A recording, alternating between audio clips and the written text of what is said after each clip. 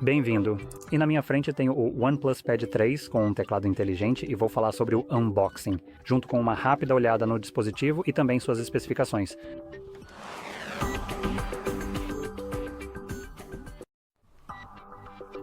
Então vou direto ao assunto. Separe essas duas caixas. Lá vamos nós. Então, por enquanto, vou cuidadosamente deixar o tablet de lado e começar pelo teclado, que tem uma pequena e conveniente aba aqui. Isso torna muito mais fácil e prático abri-lo.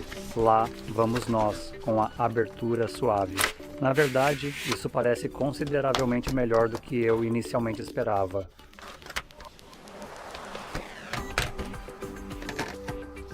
Então temos a primeira parte e a segunda parte deste assunto ou processo, que são elementos distintos e importantes.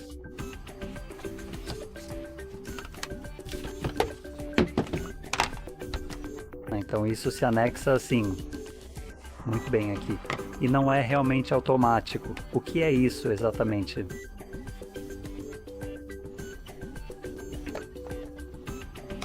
Ah, ok, interessante. De qualquer forma, vou dar uma olhada em um segundo. Então temos um trackpad aqui. E um deslocamento bastante decente e surpreendentemente confortável para um teclado tão incrivelmente fino e elegante. Nossa, isso não é ruim. De qualquer forma, vamos passar para o tablet. Mais duas abas de puxar.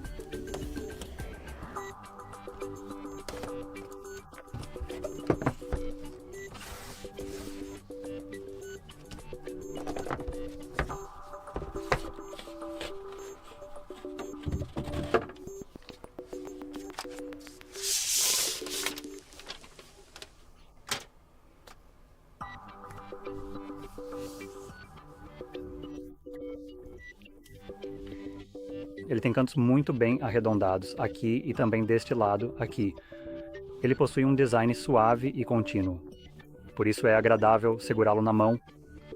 Agora vou deixá-lo de lado por um momento enquanto ele inicializa. E vamos para a caixa de acessórios que temos aqui agora. E tudo o que temos aqui é um cabo de carregamento Type-C para Type-A com algumas instruções. E é só isso. Então, primeiramente, vou jogar isso cuidadosamente no chão e em seguida vou começar aplicando a capa protetora aqui para que eu possa verificar exatamente como ela se encaixa perfeitamente no dispositivo. Ok, este não é o tipo de encaixe mais seguro e firme que poderíamos ter aqui, o que pode gerar alguma preocupação em termos de estabilidade. Os ímãs não são muito bons, eu diria, embora por enquanto ainda esteja segurando de forma adequada. Então sim, ele segura, mas basta um pequeno empurrão e ele simplesmente solta. Obviamente você pode usar isso sozinho, você não precisa de um teclado. E isso só permite que você, nesse caso, apoie o aparelho. Tem um bom suporte traseiro, então isso é realmente bem legal. E ele se dobra direitinho. Fica quase perfeitamente plano. Vou mostrar isso. Como você pode ver, fica quase perfeitamente plano.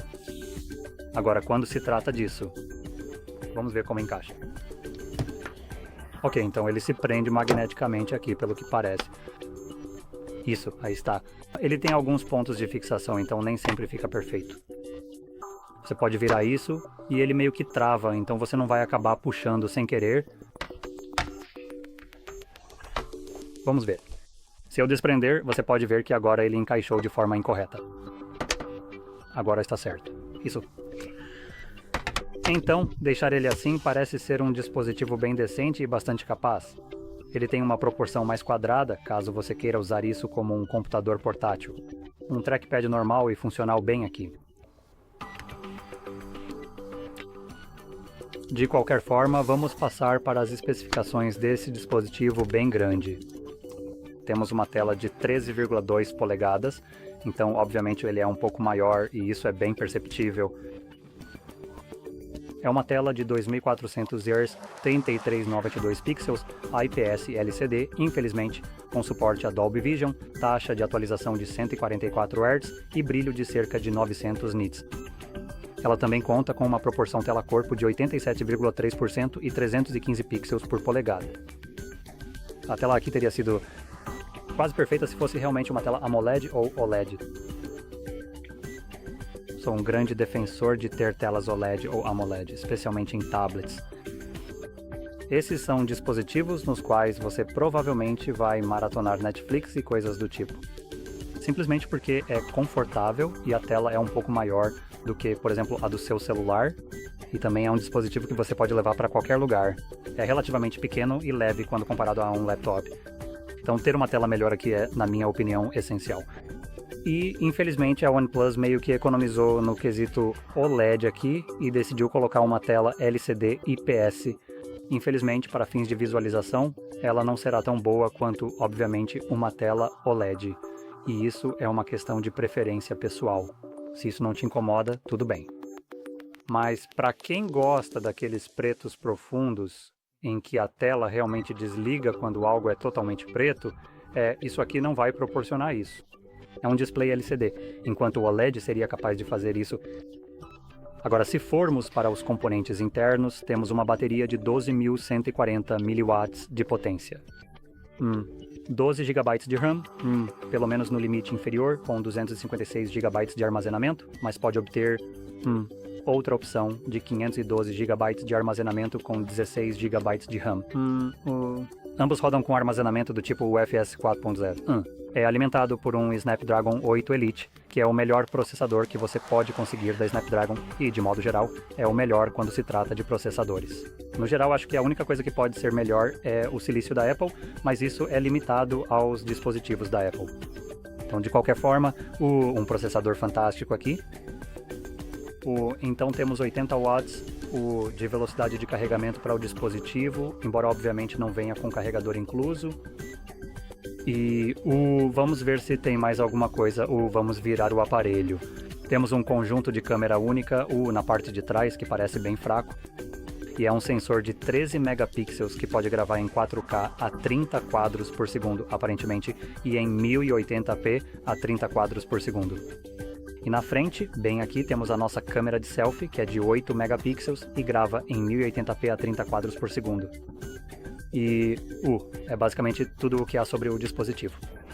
A última coisa que provavelmente vale mencionar é o preço, que fica em torno de 600 euros. Então, para um tablet, na verdade não é tão ruim assim quando você compara com algo como a Samsung. Os deles chegam perto de 1.000, então este aqui custa quase metade do preço, ainda oferecendo bastante. Tem um processador muito bom aqui dentro, ou algo bem potente. É realmente muito bom. Sinceramente, vou conferir de novo e sim, é isso mesmo. O preço parece estar correto, já que estou pegando essas informações do GSM Arena. Agradecimento, pois geralmente tenho informações bastante confiáveis. Agora, a única coisa que falta neste dispositivo é, obviamente, uma caneta stylus aqui. Temos teclado e todas essas coisas, mas não tem stylus. E eu nem sei se este aparelho pode usar uma stylus. Então, se você quiser um dispositivo como este para trabalhos criativos, talvez seja bom pesquisar sobre isso especificamente. Obviamente, para trabalhos criativos, se você não pode usar uma stylus, se quiser desenhar nele, isso claramente perde o sentido. E um preço mais baixo não vai significar nada se ele não conseguir fazer o que você precisa. Como substituto de um laptop, parece ser um dispositivo bastante decente.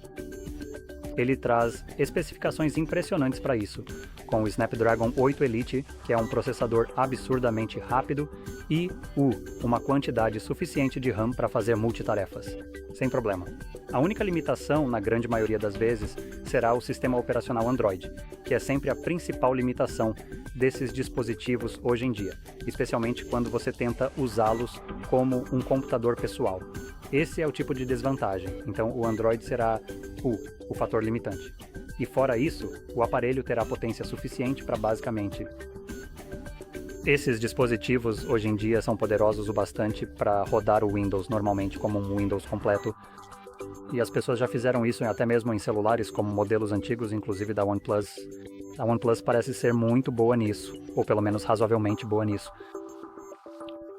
E o Windows tem suporte para ARM, então tecnicamente se você for experiente o suficiente, talvez consiga simplesmente instalar neste Android um Windows completo e tenha uma experiência genuína do Windows aqui mesmo. E o poder aqui é longo, bom o suficiente para executar qualquer tipo de tarefa exigente, até mesmo no Windows. tudo menos. Assim como para os jogos mais pesados, isso pode ser um pouco mais duvidoso, mas, em geral, pelo menos para o sistema operacional Android, com este processador você pode até mesmo jogar os jogos mais pesados que existem para o sistema Android. Qual? Hoje em dia, há muitos jogos que são iguais aos que você tem no desktop e esses dispositivos têm potência suficiente para rodar isso sem problemas. E, obviamente, este dispositivo não é exceção. Então, é isso aí. Produtividade, jogos e tudo mais. Este dispositivo parece ser fantástico para consumo de mídia. Eu provavelmente recomendaria procurar algo que realmente tenha uma tela AMOLED ou OLED. Isso vai te proporcionar uma experiência melhor com uma imagem de aparência mais bonita. Mas se você quiser economizar dinheiro e este for o dispositivo que está considerando, ainda assim deve ser bom o suficiente para isso. Obviamente não haverá uma diferença tão grande entre essas telas, mas haverá em aspectos específicos. É meio que, difícil de explicar isso se você não sabe o que é. Quando, por exemplo, você está em um ambiente escuro e, digamos, há uma fogueira, aquela chama vai se destacar. O brilho vai estar presente e o preto ao redor, como a escuridão ou qualquer coisa assim, vai simplesmente estar desligado. Então, algo que você vai perceber em uma tela como essa é que o preto vai parecer mais desbotado, acinzentado e ainda vai emitir luz, mesmo que a escuridão seja literalmente a ausência de luz. Então, LCD IPS não será o melhor para isso, mas para coisas normalmente iluminadas não deve haver problema. Você realmente não vai notar tanta diferença assim, é só quando se trata desses dois tipos meio que separados. Quando você tem algo muito escuro, alguma coisa, e também algum componente na tela que é muito claro, bem iluminado. É aí que você realmente vai perceber a diferença entre esses dois tipos de telas. Enfim, é basicamente isso. Se você achou isso muito útil, não se esqueça de curtir, se inscrever e obrigado por assistir.